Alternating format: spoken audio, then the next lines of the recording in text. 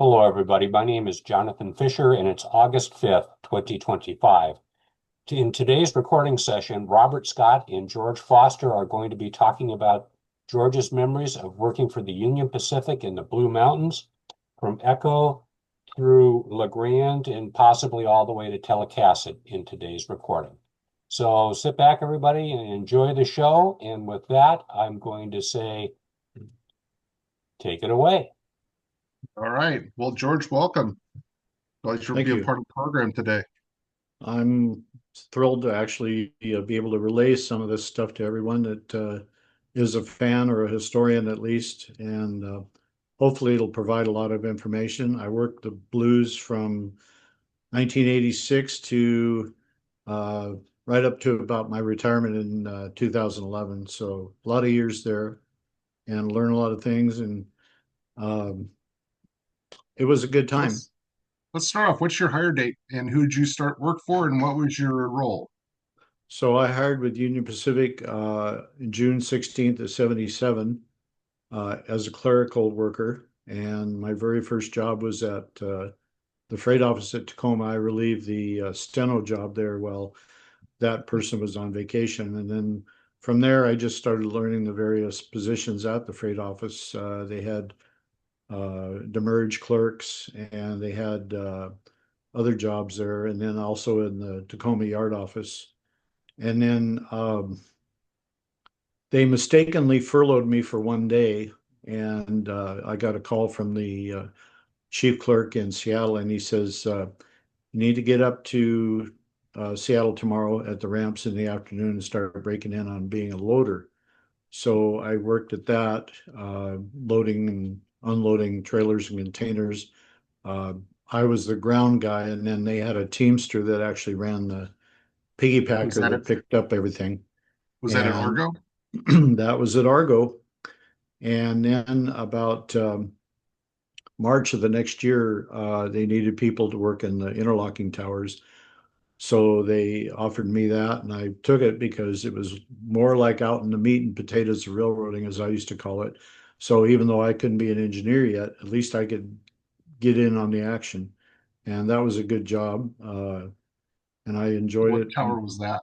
So it was Black River Tower, that's near Renton, and it was Argo Interlocking at Argo Tower or at Argo Yard. And How many lever interlocking was that? so the Argo Tower was an electro pneumatic plant, and the Black River was totally electric. So when you use the routing levers for the switches, um, you pulled the lever out, and then you had to wait until the ammeter dropped its load before you could uh, pull the lever the rest of the way out. And then you the signal lever to get a signal for the train that you were routing through the plant. So, Now, as a tower operator, did you consult the timetable or were you always at the dispatcher's well, direction as to who yeah, first? we had the timetable for reference, but basically what we were doing was sort of like a poor man's air traffic controller. We had the dispatcher to refer to or to get instructions from for certain things. At Argo, we were pretty much independent all the way. We just routed whoever's train was coming through. We knew where they were going. I had an operator at Spokane Street for the BN, and so he would give me a call and say, "Hey, I got somebody heading your way to go to Black River on the old Pacific Coast Railway, which is later part of the BN." And then at Black River, uh, then I had three railroads definitely that they kind of contended for my attention. Most of the time, it was a BN train that was coming through, so um, that was kind of a given. So I usually had the plant set up to BN could go right through. There was no reason to stop them there. It was And on their main line, and they just they just went right through. There was no interchange or anything there. So, George, can I Now, as just far ask as you a quick question? sure, When you talk about dispatchers, are you talking about the BN dispatcher or the UP dispatcher or both? and the Milwaukee dispatchers. Well, there So you go. That answered that. there you go. So at Argo, uh, usually the only dispatcher I would talk to would be just via telephone landline. and that was the UP. Once in a while, I might get a call from the BN dispatcher, but I never recall getting a call from the Milwaukee dispatcher because there was nothing there at our plant that would concern the Milwaukee. Now at Black River, totally different story because you had the Milwaukee and the UP that crossed the BN there at a set of movable point crossovers rather than a set of switches that where you would go back and forth through the plant to get to whatever main line you were going to. But so uh, with the Milwaukee and the UP, I would work generally with the Milwaukee dispatcher because they had the CTC went from Black River to Tacoma Junction, and we had a booklet that we had to, it was basically laid flat, and it was a CTC operator's booklet. And what you would do is the dispatcher would give you authority to take the train through that territory of CTC, but you had to write it down. So something like, let's see, extra UP 22 West has authority to enter CTC at Black River. That's usually how you wrote it down. And if it was Milwaukee, of course, you wouldn't have to say Milwaukee. You would just say extra 22 West has authority to enter CTC. And that's it. But we also hooped up orders to UP and occasionally a BN and to Milwaukee trains. Uh, we didn't hoop up orders to eastward Milwaukee trains, only to the westbounds. And then to the UPs that were westbound towards Tacoma. But occasionally we might have an order to put up for the UP for an eastbound. At that time it was called eastbound towards Argo, but that was pretty rare. And then once in a while we handled Amtrak on detours over the Milwaukee, but it was still on the PC, so we had to get both Milwaukee and I think they might have already had the BN orders. The Amtrak did when they interchanged through the plant. So Just it could be quite a mess once in a while. may not be familiar. I'm going to share real quick a photo of where Black River is. Yeah, it's Black out in the River is the boonies. south end. It's right near Renton. Yeah, Can you see that? Okay. it's closest. It's probably a little closer to Tukwila, and Okay. it's across the tracks from the Fort Dent State Park. And you had to drive in there on some old road that went to the Monster coal Yep, I mine, see that and monster. Yep. it And was that called seems to be a Monster fairly Road. busy connection because you had Milwaukee, but then you also have the Northern Pacific line to Yes, Woodman as well, which is now yeah. that's the abandoned line now. Is that correct? You see down here, is that the old NP I was trying to see where you're at here. down Yeah, here on they had at just let's see how they worked this. So south of where the Milwaukee crossed over the NP and BN, if you want to call it that, at Black River, they had their own little station at Black River, and it was a diverging switch, and then it just went around. So it was a little bit south of that UP and Milwaukee crossing, and it would parallel Grady Way all the way to Renton. But right? when it crossed the PC, it had to go at about approximately I don't know, 70-degree angle or something like that, you know. And So there's photos that show that. working at Black River with all the BN, the UP, the Milwaukee running, what was an average shift for you for train count? I mean, how busy were you at Black River? The Well, the BN was the busiest, and like I said, unless I knew something was coming from the UP or the Milwaukee, I just generally kept the signals up to clear because something was going to come along, whether it was Crew Basically, 3 or Amtrak or just you some were freight. So you it were was kind of governing just the crossing for UP trains. So you're the essentially the UP crossing guard, if you will. a little bit like that, yeah, because Yeah. you had to bring everybody into where you were to get them through. and and let them go on their merry way. Is there a reason that is it just because of the track property ownership that required UP to cross over? I mean, every train has to cross over Black River to get from one side of the B and Main to the other. Is that correct? Yeah, so the NP, or BN later, was the first road there. And then the Milwaukee and UP came in around 1910. And there were actually two Black River towers at one time. And the Milwaukee closed their Black River Tower, which was located over on the Milwaukee side of the NP, on it would be the west side of their main line. Hmm. And they eventually closed that tower. I think it was in the 40s. And so all the functions there were moved to UP Black River Tower. The UP manned their Black River Tower, and what had happened was that all the participating roads paid a fair share for the employees' wages that for manning the tower and also for the maintenance. And UP maintainer was responsible for maintaining the entire plant, and that was pretty good size. You know. Okay. Now back to Tacoma and the Tacoma UP office. Is that the same office that's in Fife, or is that an old, now no longer used part of the UP system there? So when I started, Tacoma Freight was on what's now Portland Avenue, but originally its address was on Canal Street because the intersection at Highway 99 and Portland Avenue did not continue towards the port. It didn't exist. Mhm. So it was Canal Street, and then when that overpass and everything were built over the railroads and connected to Canal Street, then the whole shebang was called Portland Avenue after that. Okay. So moving into train service Mhm. after Black River, where'd you go? Or Argo Oh, Bark Black River? yeah, I was at working at Argo Tower on about the 15th of June, and I got a phone call that said they needed me to report to I think I reported to Argo, uh, the freight house there, freight station, and then we went from there down to the old Union Station. I actually did our classes there in the basement.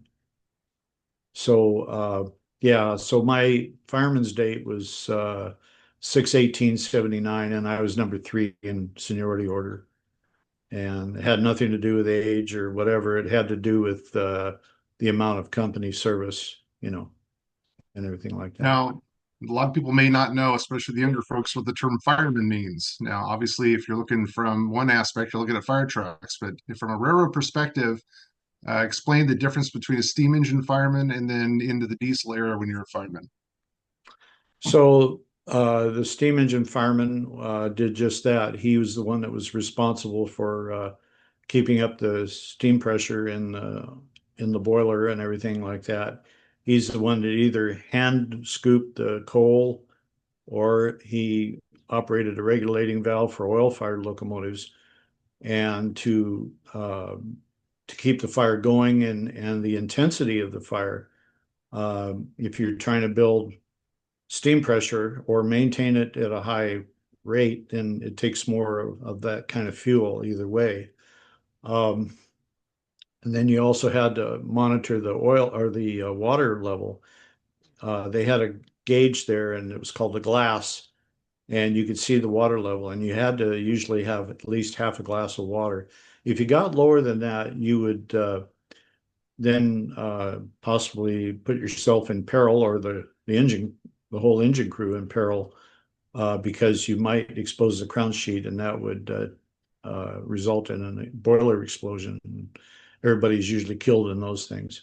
So it was really something crucial. And in addition to all that, the fireman also had to periodically look out of the cab window on a curve when the engineer was blind to the signal. He had to observe the signal and tell the engineer if it was clear or red or whatever. Uh, the fireman had a lot of duties, though. On most roads, he was responsible for putting the correct numbers on the number boards, and maybe putting an X there if it was going to be an extra. Or also he had to check the classification lights for nighttime. And if it was daytime, then they had to put up the appropriate colored flags for green as if you're running a second section of a scheduled train, or white if you're running an extra train that wasn't on the timetable. Besides all that, then he had to determine the amount of fuel in the tender and the amount of water. And usually in the beginning of the run, both things were full, but sometimes depending on the skill of the engineer or his attitude, he might do what is called beat you out of water.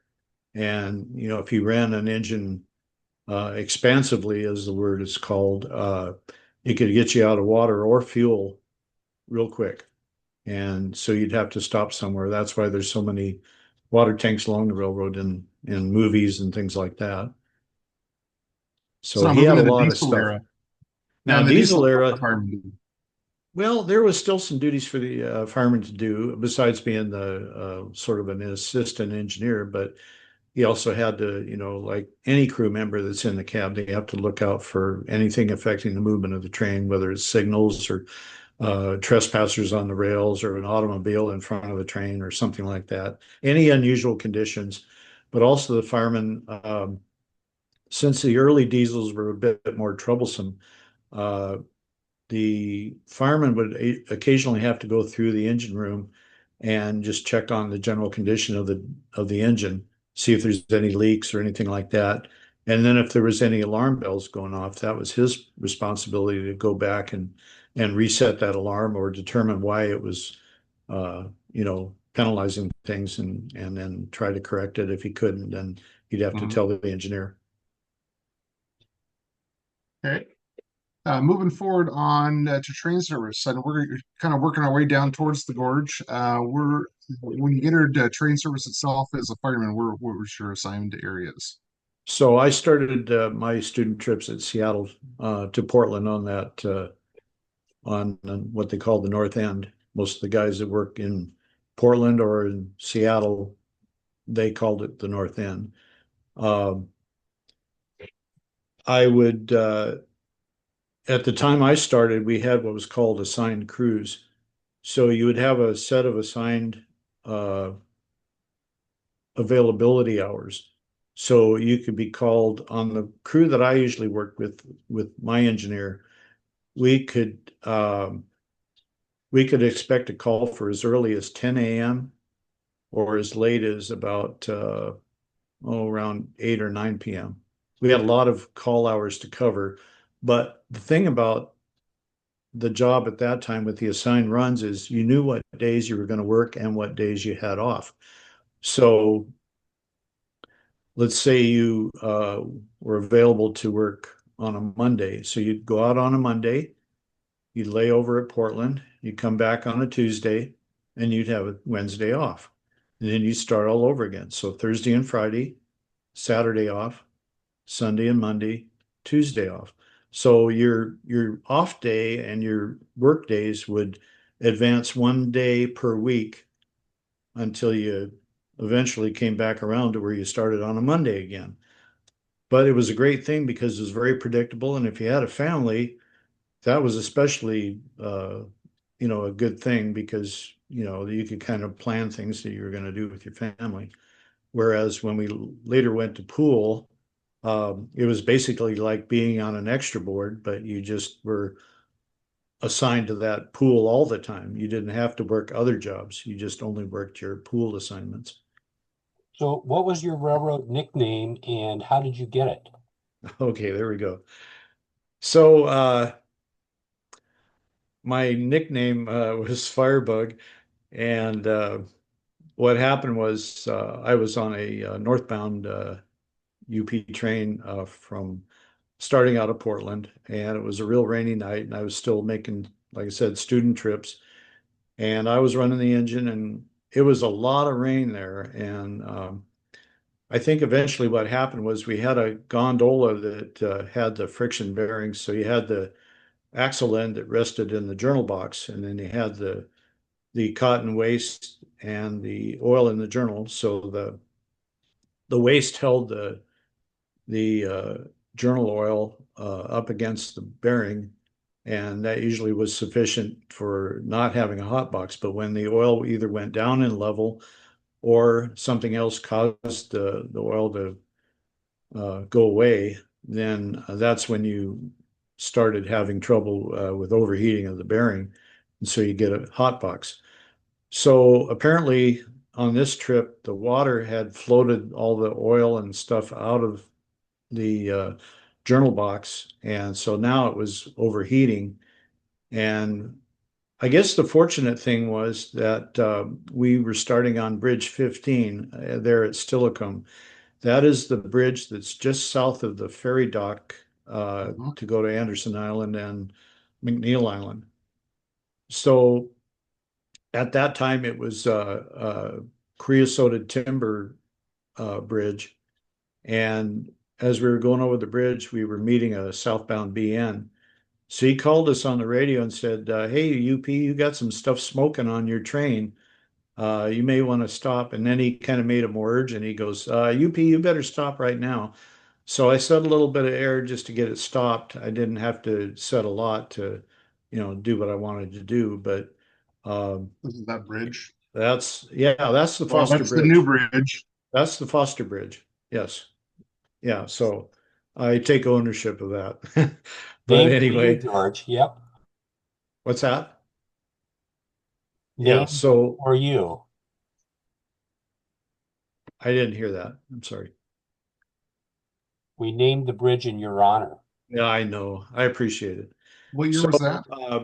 the 78? the journal box dropped down onto the timbers of the bridge, on the like the ties and the timber structure of the bridge, and started on fire. So the head brakeman went back, and then the conductor came up from the caboose, and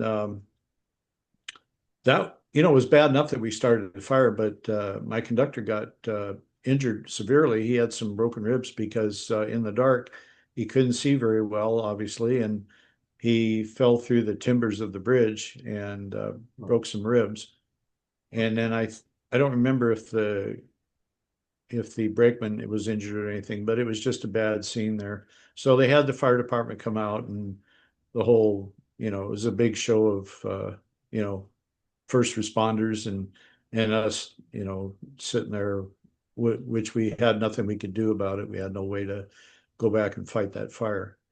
I don't So see it now. However, I think the PNRA does have some photos of that bridge fire in their I'd like to archives. see it. I don't know if anybody else started that bridge on fire, but I know I did unintentionally. I'll see what I can Hey, find. what year Okay. did you head to the gorge and work out of Hinkle or out of Uh, LeGrand? yeah. So in starting in 1985, the employment on the North End was starting to get a little bit thin, and the traffic levels had gone down a bit and everything. So I was cut back to being a fireman from my promotion as an engineer. And since I had a family to take care of and a mortgage and everything like everybody else does, uh, I began to get real concerned about, my livelihood. And I called the general chairman in Portland and talked to him, and asked him, is there an engineer on another district of our division that might be interested in trading seniority so I can, uh, keep taking care of my family, and then whatever he wants, if he wants to come to Seattle and live there.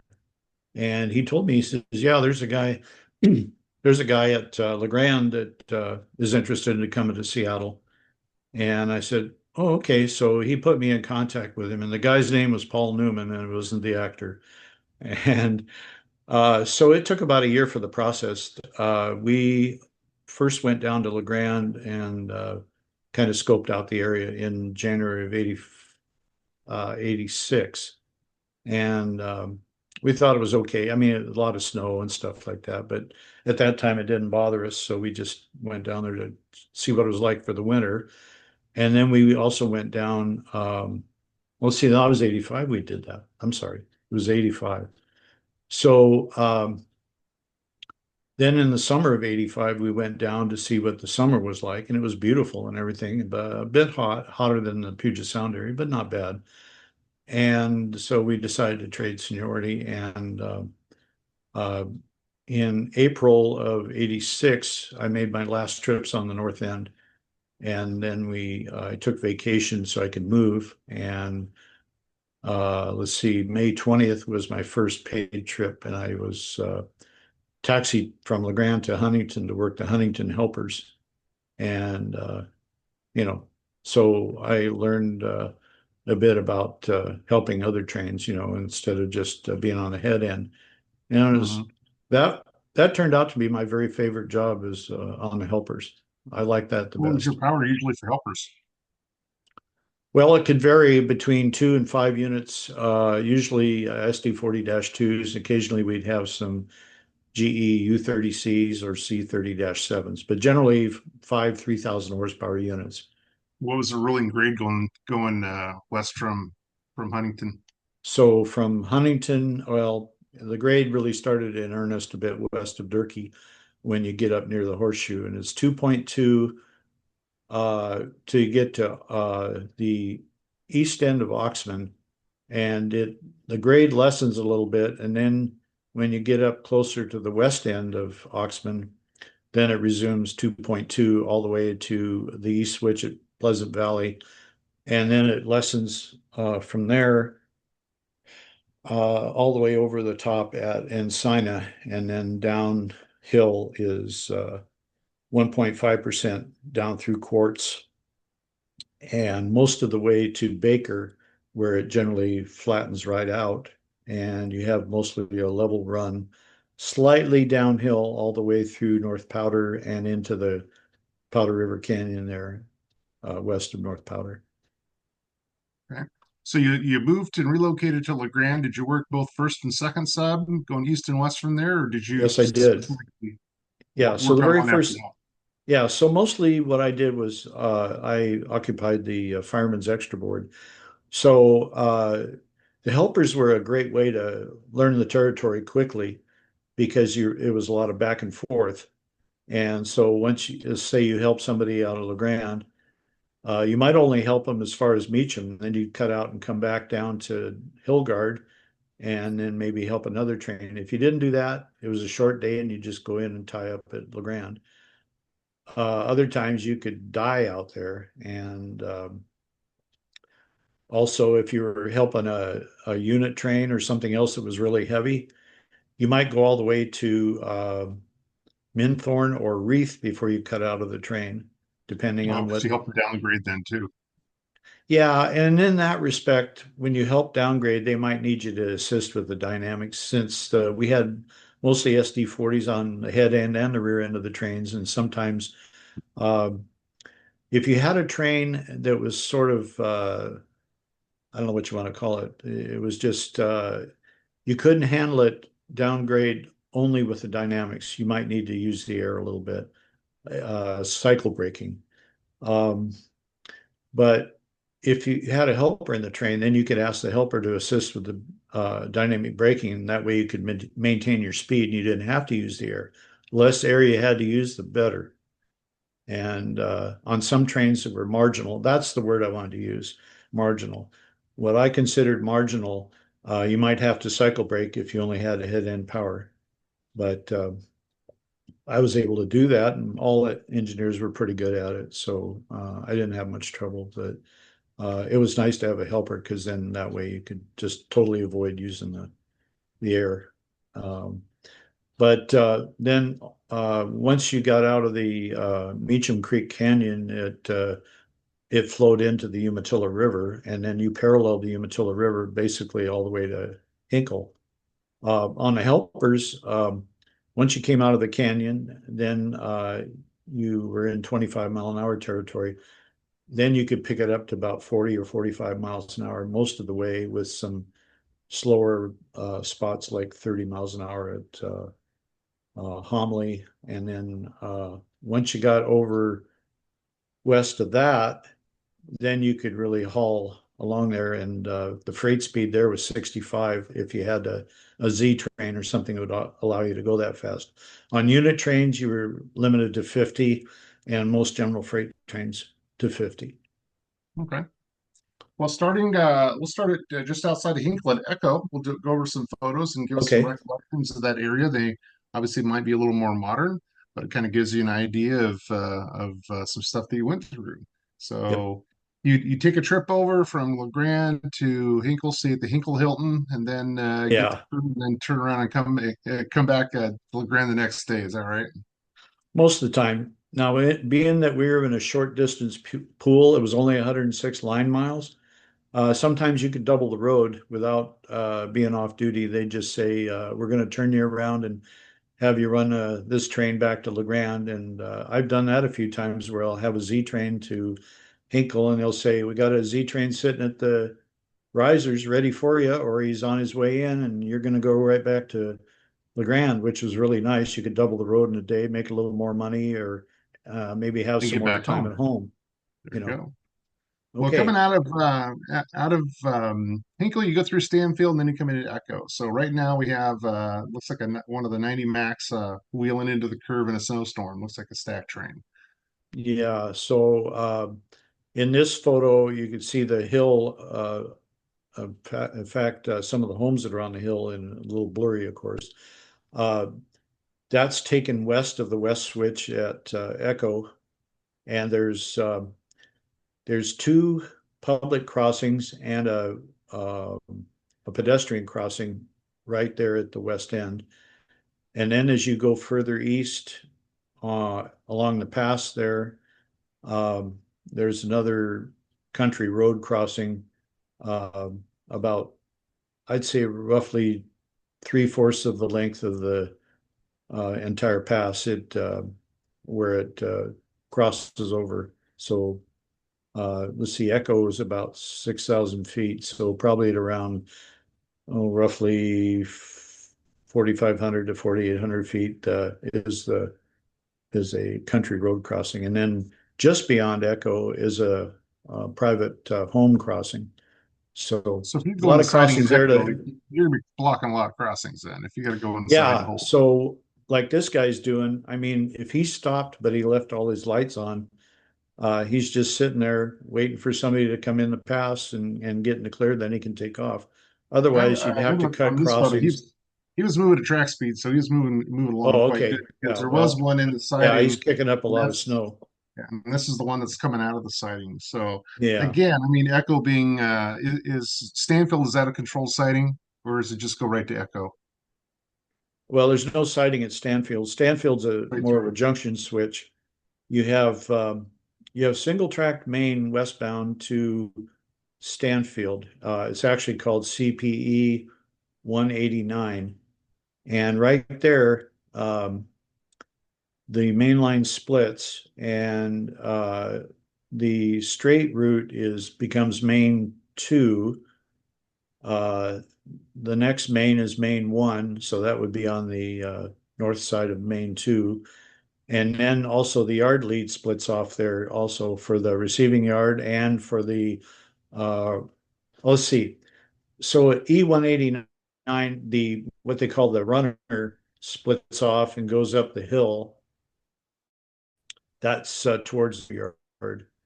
And then when you get about 1 mile further to CPE 188, main one and the east end of the receiving yard split off there. So main one continues straight, and then you curve off into receiving 8, 7, 6, and then those are the long tracks. And then after that, there's shorter tracks up through let's see, receiving 3. There is no receiving 2 or receiving 1. Now And at then Echo, is it mhm. one of those places if you're going eastbound, you get thrown in the siding? It's like this is going to be a long day because you're just out of Hinkle. Actually, most trains don't go in the hole at Echo. Or if they're going to, they'll, you know, either a mainliner or one that's going to go in the hole will lay off that crossing at the west end of Echo. And in that particular spot there, you can see that the road crossing is just west of the control point. So we just lay off of everything there. And then when somebody gets close, then we crawl in the hole if we had to, or go up the main if that's where we're routed. We just don't take that signal. So all the traffic in the world can go until we come up and block it. Yeah, so there's let's see where we're at there. This is just east of Echo. That's probably approach signal to Echo going the other way. This is right near the tunnel. Oh, okay. So we're east of Nolan here. This Okay. is let's see. Yeah, let's see how this is. This is east of Nolan, so it's near Yoakum. Okay. Yeah, and it skirts the hillside. The river, as you can see, is over on the left side of the main there.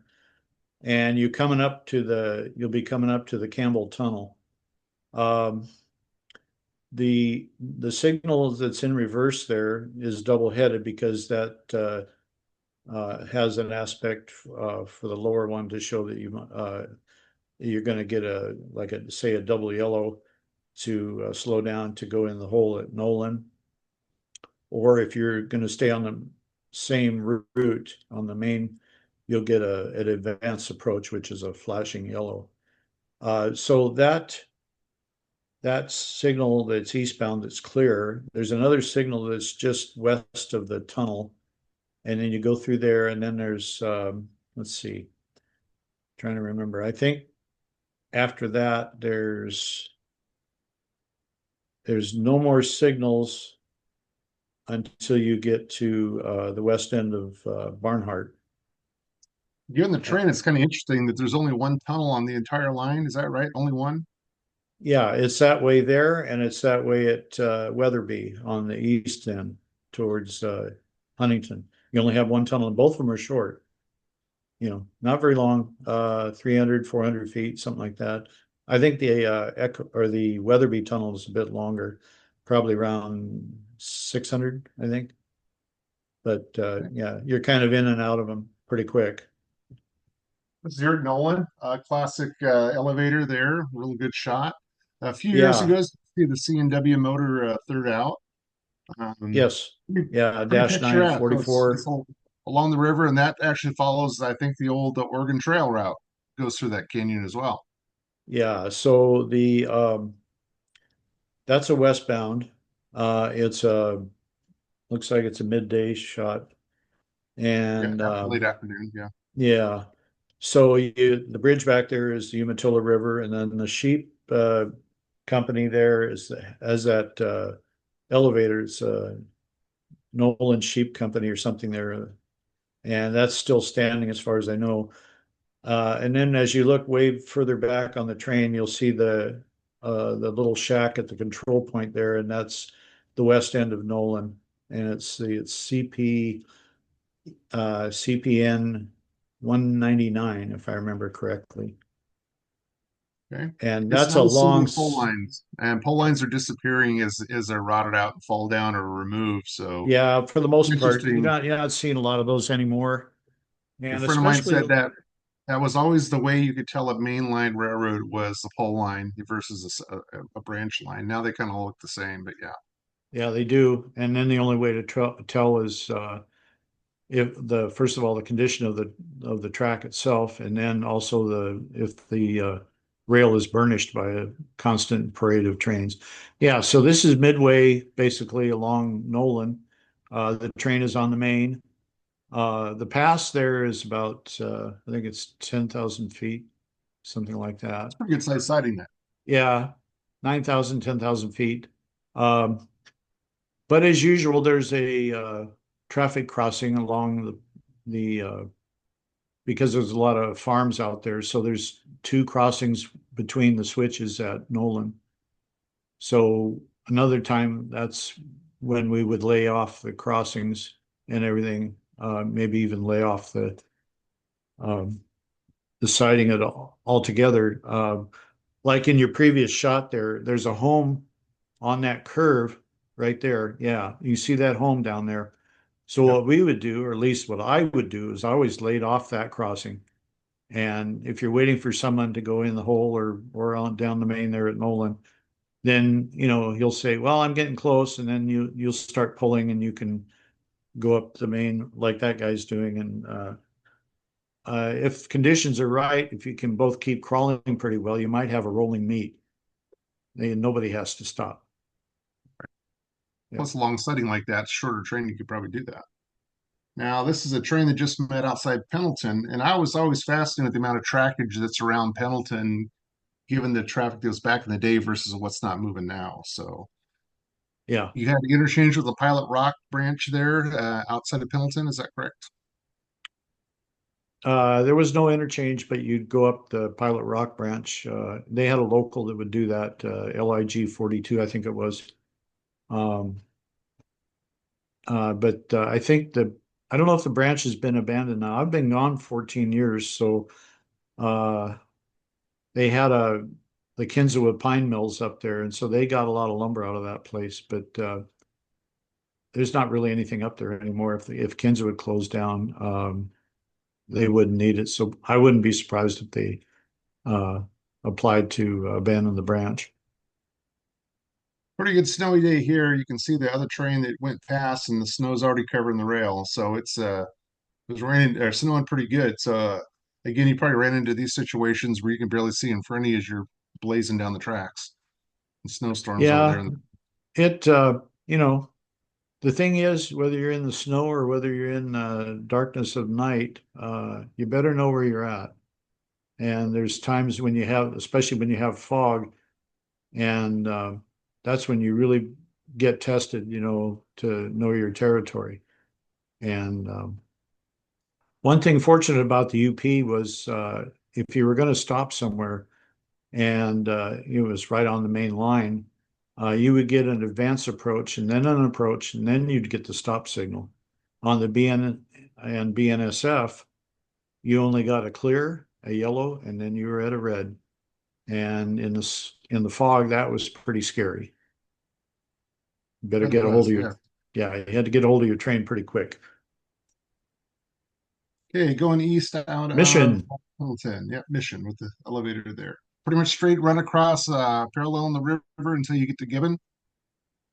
You have a sighting at Menthorn. It's over 8,000 feet. Once again, though, it's plagued by multiple farm crossings. So another place, if you can, where you should try to lay off. Also, between Mission, east of that signal that you see in the background, there's a defect detector, and it's up near that. There's a crossing just before you start around a curve way up there, and it's somewhat west of the crossing. And one thing you try not to do is have your train down to less than 10 miles an hour, because a lot of those detectors would give you a defect if you're going too slow, even though you had no problem with your train, because I think they were set to have at least a 10-mile-an-hour uh, reading that they would engage in. Otherwise, you could get a defect. And then after that, you have to run a restricted speed Well, to yeah, figure it out. bring your train to a stop, and when it says you have a defect, you probably have to stop as soon as possible. Um, Other times, it might say that you have a defect after the entire train has passed over, but it just depends. If Mhm. it's a hot box, it's going to tell you right away. You'll get a special signal, and they'll say they have a hot journal detector or whatever, and you'd have to Were these stop small immediately. were these small elevators serviced when you were running rail service? Well, that track you see on the right, it went right by the elevator, but they use that as a switching lead.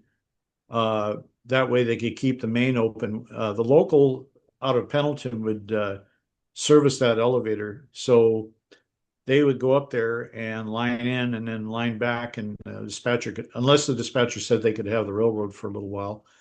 And but there was a crossover there right near where that signal is in the background, and hand throw, and it had locks time lock on the switches.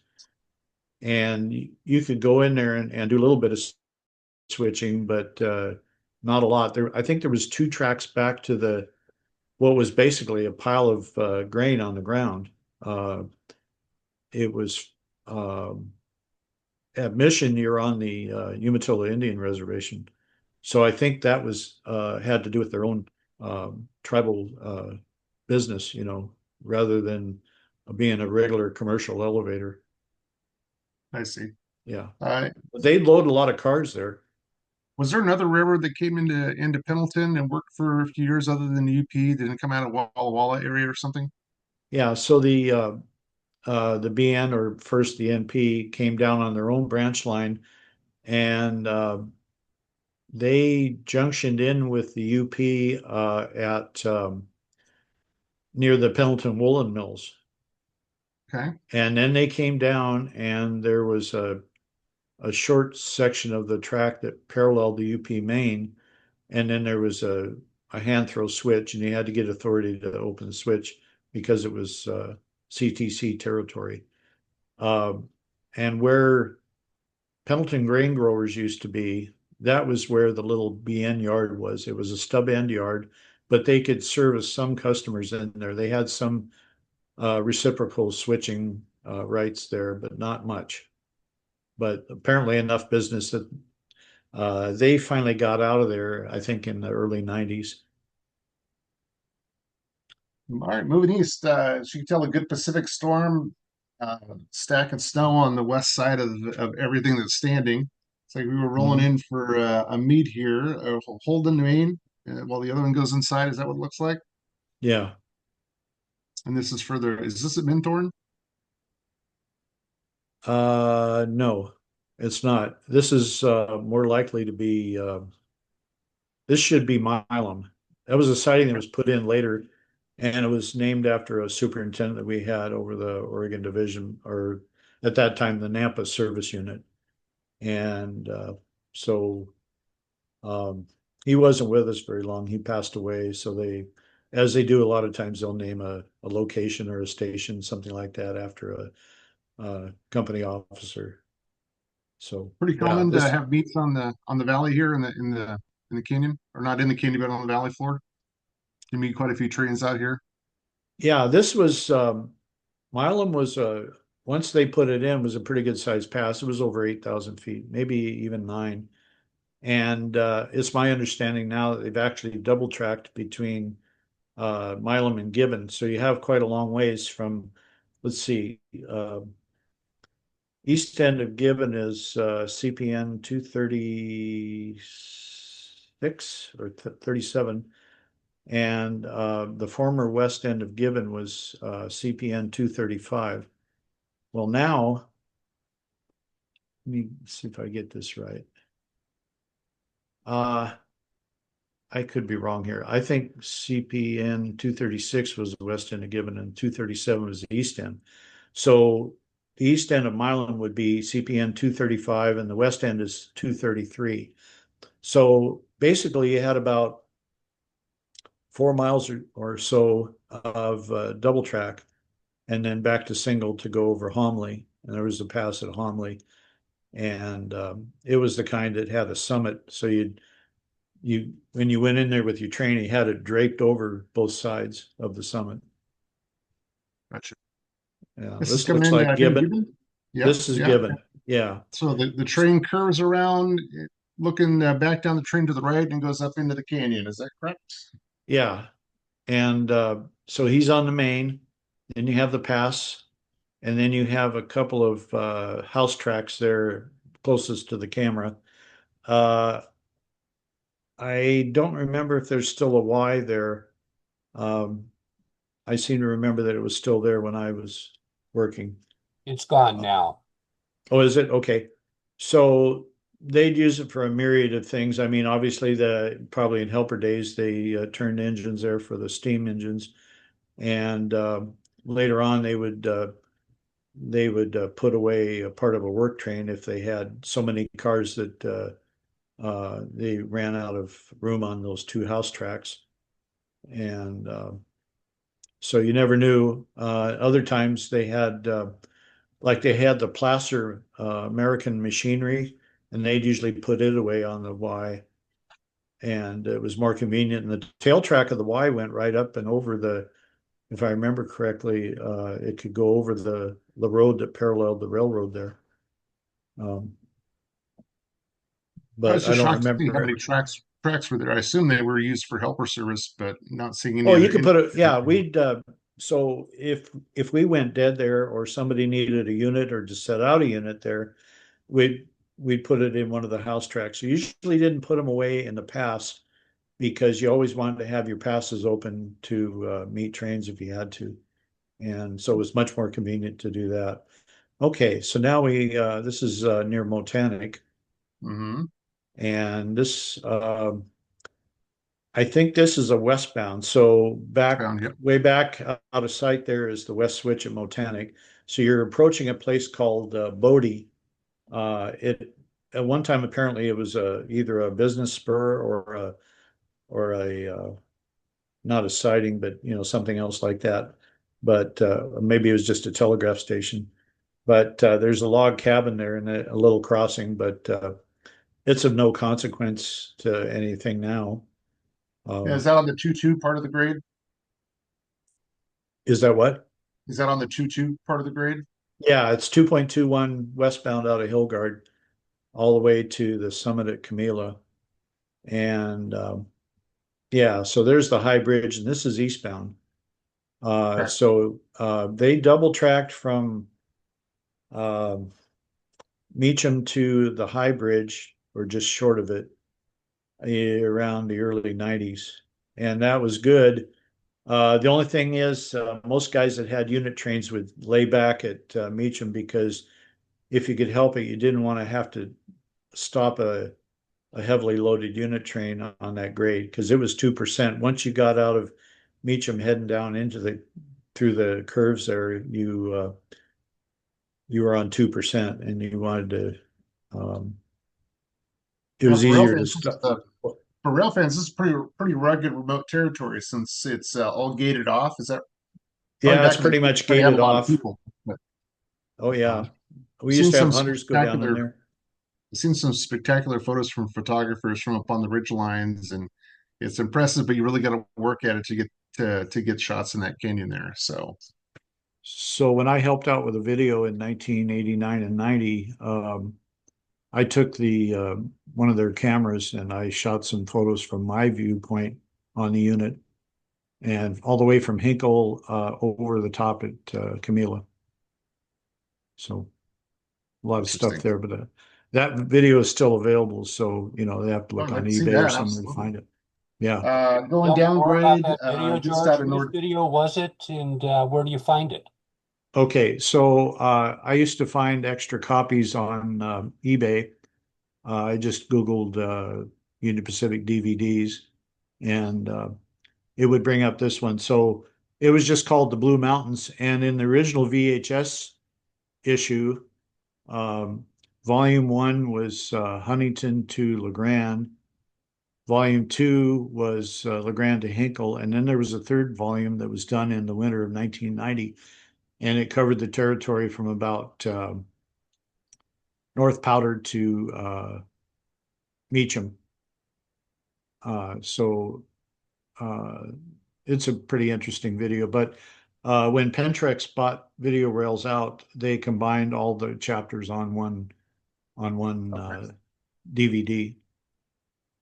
Here we are just below Nordine on the downward slope of the pass, and we had a train get a little too fast and end up derailing. This is March of 2005, I believe. Oh, okay. So Yeah, again, going downhill, you don't have a lot of time to figure out if you're in trouble or not. Clearly, right. So a the little summit at fast here. Camila is about half a mile of what you could say is level track. But once you tip over on either side, you really got to get a hold of your train. You should have already put in your initial reduction of air to warm up the brake shoes and get them ready to do their job. And then if you need more air, you can always set more air, especially on a unit train. Other than that, most trains you can take down the hill with an initial set. But once you get off the grades, you want to go deeper on your set. That way, when you release, you get a clean release and no sticking brakes. That's, Good point. this is all engineer stuff. Well, a lot of people are interested in that, especially in in this day and age where railroading is probably a little bit different. Back in the day where you had to really trust your gut instinct more than just what the computer's telling you. I'm in awe of the guys that went off here without very much of a dynamic brake at all. I talked to some people in back in the 50s and stuff. A train going over this hill of say 5 or 6 thousand tons was a big train, and all they had was F units and GP9s and early turbocharged units, and that was it. And back then, also the dynamic brakes weren't as effective as they became on like SD45s and SD40-2s and other newer power. So the reliability of the dynamic brakes helped a lot in the later years. Okay. I didn't spend too much time in LeGrand. I kind of spend more outside of town. This is Hot Lake, mooring shot Yeah. coming across the valley. LeGrand is in the distance. And Yeah. main line coming into LeGrand from the west kind of comes out of this little canyon down here and then right into town. Yeah, so you're at once you get off the grade there at Hillgard, you're up to about 25 miles an hour, which doesn't sound like it's very fast. But considering the congestion that you're about to encounter a little ways later, that makes more sense and the sharp curves and everything to just keep your speed down to 25. But where this guy is at here, that's up to 70-mile-an-hour track, depending on if you have a Z train or what. Um, and then when you get near the east switch at Union Junction, then it's down to 40, and then you go even slower when you get a little further. You're down to 30, and then finally you're at 25 miles an hour for the most of the 1.5% grade over Telecasset. That's it, right? Yeah. I remember the first time going to LeGrand, I think I spent most of the day just pacing trains back and forth on the highway because it was actually pretty fun. Oh, it was fun. Fun for us too. Yeah, I Telecastle, used to race a few. there you go. Yep. Telecastle looking east on the westbound, starting to come up the other side or almost to the top. Yeah, so that little derail you see on the left there, that's at the Y. They had a Y there, and the tail track of the Y connected with the big creek and Telecasset Railroad that was a like a mining and logging railroad that went into Medicine Springs and some other places back in the hills. Um, some of the old guys could tell me a lot more about it than I knew, but or would find out. You can see also there's another derail there in the background. So that would be probably the east leg of the Y there. And both places you had to have a derail. What's the grade he's on right here? Okay, so westbound the grades, I think it's 0.82% until you crest there at Telecasset. And Telecasset's another one of those things. There's no real level track there. You just kind of you come up the hill and then you just tip right over. It's very little that might be level track. It's the only place where I've seen a road sign that said, steep grade with a train picture on it. Yeah.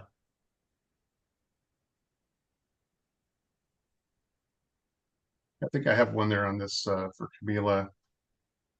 There we go.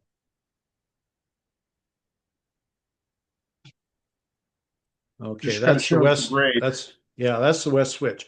So you're looking westbound at an eastbound coming up to the west switch at Camila. Mm-hmm.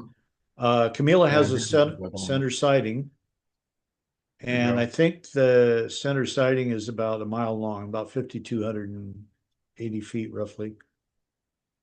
Yeah, impressive grade there at Camila.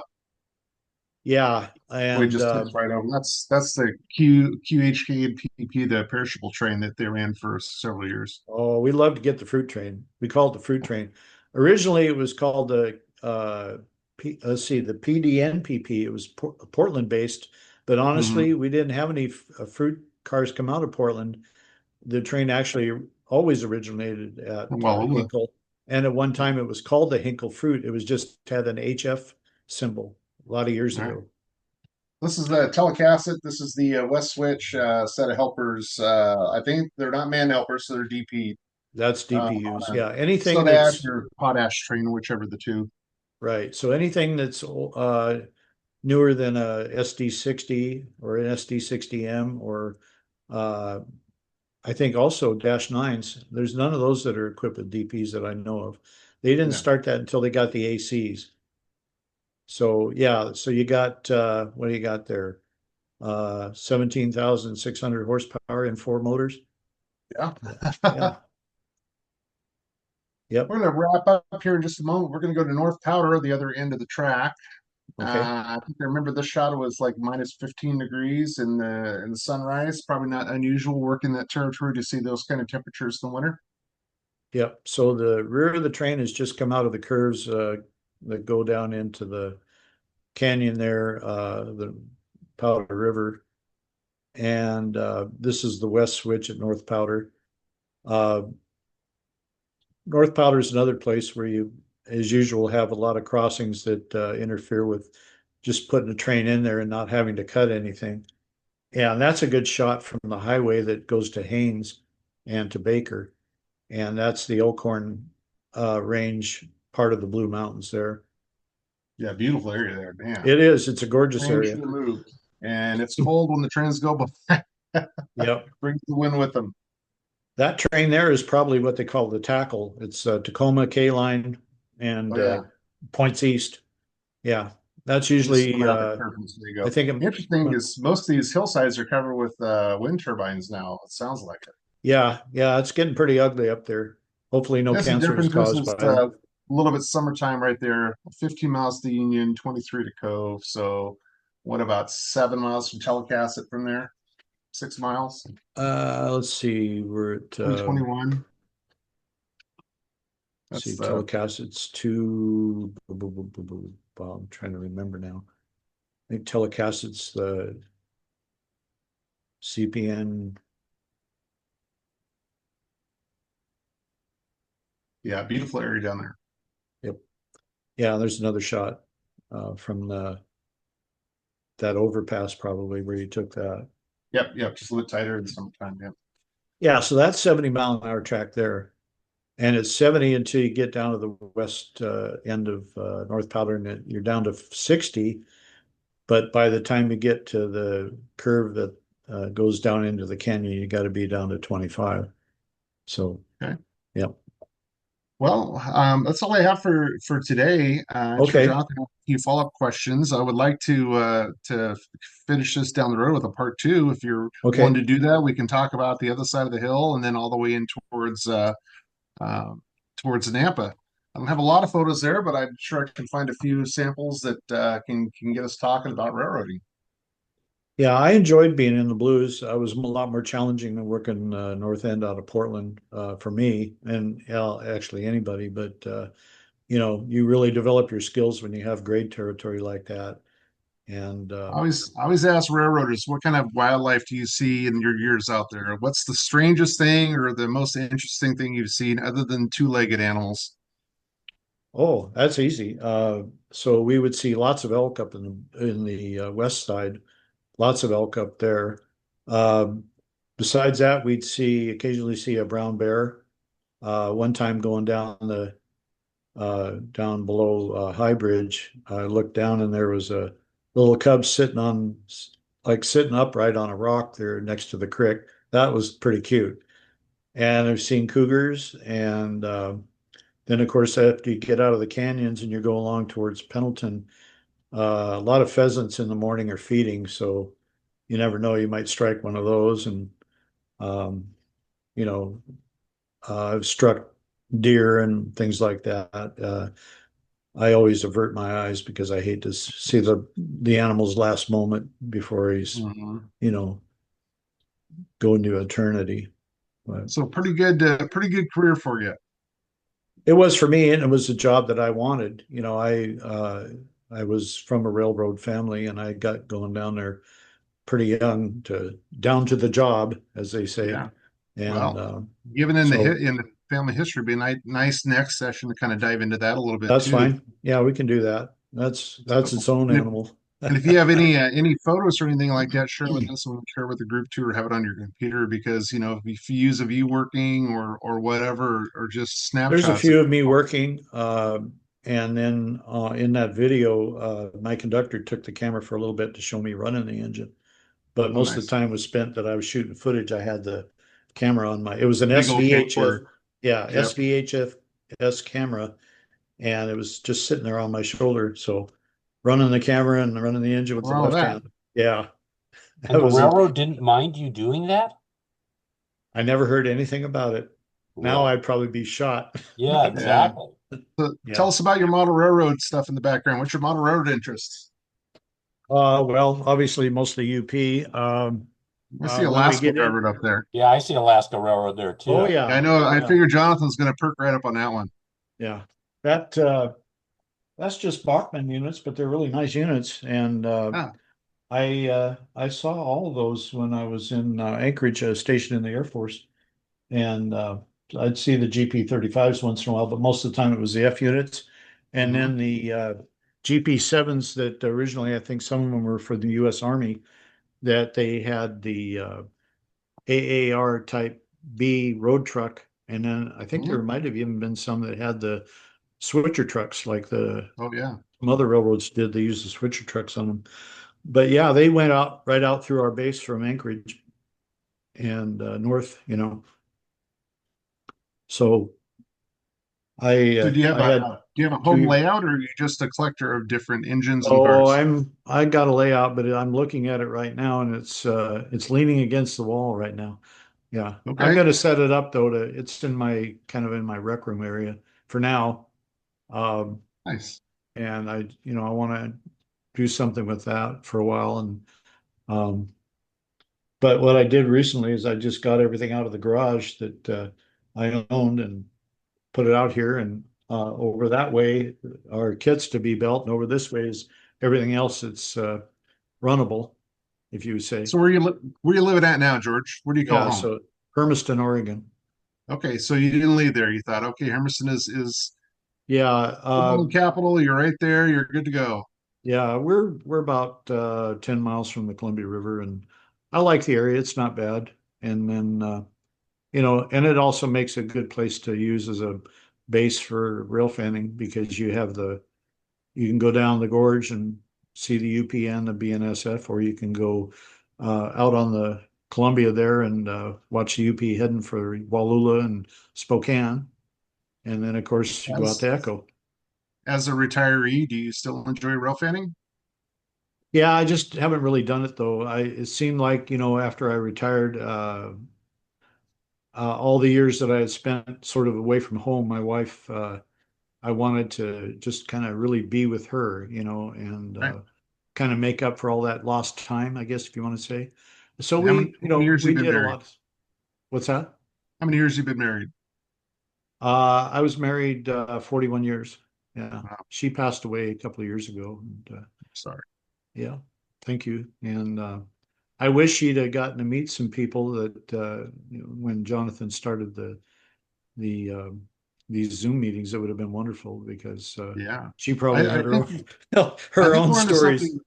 I think we're onto something new here. Jonathan and I were speaking about this yesterday. I think there's a lot of stories to be had and a lot of history to be shared. That unless we do it, it's going to be lost forever. So Uh, I want to give you, if you want to give me a call, I can give you some information. There's a video that was done by who were those people over there in Cleveland? Um, Jonathan? the people, well, I've done some video projects in Clay Elum, Yeah. um, and I do video projects, around town and this and that, this being sort of a branch of that. What more are you thinking of, George? So the one that was done there in 2017 at the Iron Horse Inn, and it was the Milwaukee luncheon for retired employees and or former employees of the Milwaukee for that matter. And I talked to them. I said, I'd like to be in on that because I'd like to put, I'd like to get a little bit closer to the people that I interacted with, being at Black River Tower. And they said, yeah, come on over, we'll feed you. And I said, well, I'll pay for it. I don't want a freebie. I just want to, soak up the atmosphere of these guys that worked for another railroad that I really loved and that my dad occasionally worked for. Oh, Um, yeah. So, I had a little George, soft spot for the Milwaukee and was that um, the presentation by Blair Koistra on the Milwaukee Remembered? that's it might have been. It was before my time in 2017. I was chained to a desk. I well, when I went to the 2018 joint UP and Milwaukee convention in Olympia, he wasn't there, but he had uh, you know a real good professional presentation slide and I think there was some action footage. And then just before his was my film of various places on the UP when I was in the military, and then after I got out and going along the Columbia Gorge, and also up at going up the T&E line out at Tacoma to up the Gulch. So that's kind of how it ended. I think Jonathan seen it, but um, yeah. So I got out. I got out way more as a young man than I did as an older person out on the railroad. I was on the railroad all the time, so I take my camera to work with me. Other than the video work I did for Video Rails, I would take my camera to work with me and stuff. So I'd get a lot of mostly roster shots, but I also used it as a tool to learn the main line in the blues. Well, I'm going to George, link to that. we know that you can be kind of a chatty guy. I remember we Yes. started talking at the UPHS convention in Pasco, or Yep. yeah, Pasco, and that was 2023, and we haven't stopped talking since. That's right. I sat down with you and you go, "How you doing, Firebug?" And I'm doing fine. Where did you Yeah, learn oh that my name? gosh, yeah, and it's just been and Robert George has been over to my house and run trains with me, and Well, we ran the local, and that went pretty smooth, George. Yeah, sounds like we we did a need to good do job. a round robin session. Coming down and run on Do my a layup then. Robin session, yes, Where do indeed. you live at, Robert? Rochester near Olympia. So I'm about an Oh, hour, 10 minutes from Jonathan. oh, I have some friends that live over in Rochester. Their name is Johnson, John Johnson. Oh, that makes it easy. Yeah, Yeah, Jon though, not John. Yeah. I put a yeah. link here. I'm not sure if anybody else can view this on the replay, but I put a link in the chat. That is a link to Blair's presentation on the Milwaukee that you probably looked at before. And for folks that don't know that, I'm going to share my screen really quick. On our Chehalis rail camera, which I'm going to give a shameless plug here real quick while I bring that up. Yeah, Um, Steel Absolutely. Rail, Plug away. Steel Highways. Steel We have Highways. an associated chat over here that if you see here, you bring this up and it's a spreadsheet that has our train sheet on it. Train sheet has logging of trains that pass by the camera every day. Our crews, our volunteer virtual station agents log every Yeah. passing train and have been doing so with near 99.9% accuracy for 5 years. So Wow. dedicated group, excellent group that we work with. But we have one thing here called Rockies Railroad U. It's a tab on the train sheet. And if people need to find that video, we have a list of a lot of videos that are educational. If people want to learn about railroads, learn about railroad operation, and that one here would be down here, Remembering the Milwaukee Road Coast Division by Blair Koistra. It goes to his Vimeo, and that's what it looks like. Yeah, I think that's the one I And saw. yeah, it is. It is. People that have not seen it, it is probably one of the most impactful presentations from a heart tugging. If you're really a dedicated rail fan, this really hits home. Knowing that what we're seeing now, things going away, is no different than they experienced when those railroads folded. I mean, So there's an again, we employee that I think he covers in that presentation. I don't know if he named him, but I know who he is. His name is Mark Firmadal, and he and I went to Stadium High School. He was a junior, I think, when I was a senior, but yeah, he hired out on the Milwaukee after high school, What was the name and of that high school, George? Stadium, or if you want to say Statum. Yeah, that's the term I've That heard. was Yeah. that Oh, the, I called it the that myself. I know, was that that's like where on I the learned north it from. was that like a Northern Pacific hotel that they built first, then made it into a high Yeah, so school? it was going to be, I don't remember if it was going to be called the Brown Castle, but it was going to be their hotel. They were having some hard financial times. Gee, go figure, right? Uh, and so they didn't complete the hotel. And then there was a fire that basically destroyed a lot more. And finally, the school district bought it, and they completed the school, and the first class graduated in 2000, or excuse me, 1906. So the school is 100 and what is it now? 111 years old? No, more than that. Yes. Yeah. Beautiful building. Look at that. And Washington State History, Washington WSHS is right next door to that. Yeah. So the original little Washington State Historical Society building is across the bowl from that. Wow. I shot pictures of that. I had photography class, so uh, I worked the yearbook, and then I also, when I could, when I had a darkroom period, I was the only one that had the period, and so if I wasn't developing photos for the editors of the yearbook, I would sneak down to the school and all the way down through the bowl and down the hill to the tracks and take pictures of trains until it was time to go to my next class. And if you've seen the movie 10 Things I Hate About You, have you seen it? Yeah, you know it. Yep. Okay. Yep. So you Yep. see there's an open end of the bowl. That's where I went, right down there. Yep. Nice. Nice. That bowl looks a ton better than it did when I was there. Uh, Yeah. Oh, it It was, does. Yeah. yeah, it was pretty wild back in the day. Yeah, it was it had a cinder track, and the football field itself was just a bunch of rough turf. It was nothing really to write home about. But yeah, and then the part where he rides down the hill there accidentally with his bicycle, that's where yep. the bowl had washed out from E Street. Yeah, the water Interesting. main Wow. broke and all the way down to the tracks. Wow.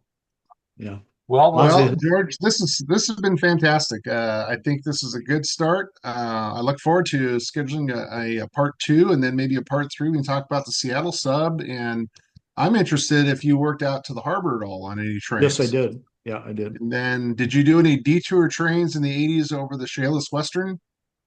Did you No, get a chance to run in those? fact, yeah, there was. We were fortunate that we had two or three Milwaukee engineers that had come over in 1980. So when we started having to do detours up the Gulch, those guys were already basically qualified. I mean, there was nothing really new for them to learn because that was a real mountain district. I mean, Right. 3.6 or whatever.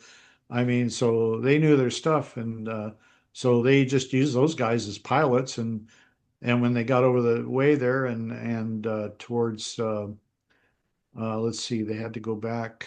How'd they do that? Get back onto I think they had to go all the way down to Chehalis Junction to get back Mhm. on the BNSF. wouldn't that be So like Blakesley Junction? No, they would go through that's further. Blakesley. Blakesley Yeah, is where they all the lines come together that either go out Grace to Harbor. Grays Harbor or like the Milwaukee, you had to go all the way to Chehalis Junction just before the I-5 bridge. Oh, okay. All Yeah. So last thing I have, and then I'll turn it over to Jonathan. A couple of wisdom tidbits for people just starting out in railroading as a career, or people that want to do that, because we're going to drive this to a lot of people that are wanting to know and learn more about. So any tidbits of advice you can give folks? Well, of course, if you hire out for a railroad, especially a class one, you are required to be in the union. That's part of the agreement between the unions and the railroad. And I advise you to do it anyway, because personally, if there's a time when the company and you have a dispute over something they think you did wrong, and you know that you're right, or even if you're not right, when you have the union, you have an advocate because that's why you're paying your dues. You have an advocate for you. The railroad has tons of lawyers, but you don't, and Hmm. that's your in right there to do it. As far as the most of the jobs, well, there's either types of maintenance jobs like the car department or maintenance away or signal department, and then but in transportation, of course, it's right now it's an engineer and a conductor. Once in a while, on certain types of jobs, they may include a brakeman to help out with the groundwork, depending on what it calls for. But usually it's a Mhm. two-man crew. And that's it. And it was, let's see, it was, we had up to 5 men when I started in 79. Um, so an engineer, maybe a fireman, and then a head brakeman, a swing brakeman or rear brakeman, and the conductor on the caboose. So, you know, it's all shrunk. Yeah. Wow. Well, Jonathan, I'm going to turn it over to you for the final notes and final messages. Well, thanks, George, and thanks, Robert, Thank for a you. very interesting program. This will be going live on YouTube this afternoon, and I will, so just brace yourself. If you get a throng of autograph seekers at your door, George, you'll know that this was it. And Robert can, promote that on his channel as Absolutely. well.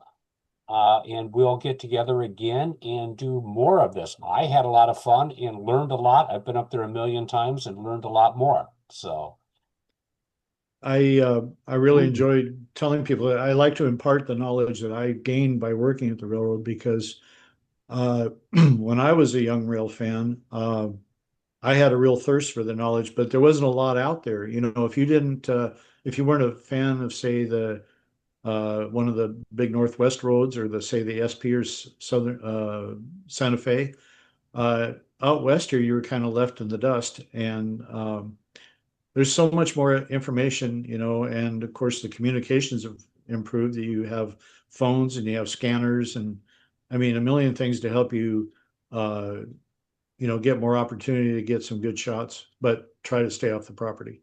oh yeah, That's absolutely. Yeah. yeah, because I You li- also did Operation Lifesaver, and so even though I love to see rail fans there, stay off the property. Stay off the property. That's right.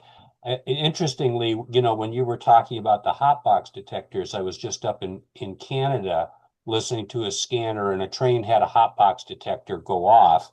Uh-huh. And the dispatchers now, when that happens, have to run a fire patrol train behind that train to make sure hmm. that that hot box didn't start a wildfire. I'm even wondering if they do that, in kind of in this area or maybe over in Montana especially on the BNSF or something like that, because it used to be, it seemed to be in the territories that I worked, lineside fires were really uncommon, but everywhere now it seems like lineside fires are common and uh, not necessarily started by a sticking brake or something, but just maybe other human activity near the tracks, but something that might affect the movement of rail traffic. Oh yeah. So, So so we're coming up to the bottom of the hour. We've been at this for about an hour and a half, and I want to thank George Foster, our special guest, and our narrator, inquisitor, Robert W. Scott, of course. And I'm your host and moderator, Jonathan Fisher, saying I hope everybody you've enjoyed today's program and stick with us because there's more of this to come. So on that happy note, I'm going to say have a great rest of the day. I'm going to end the recording and we'll talk to you guys soon, okay?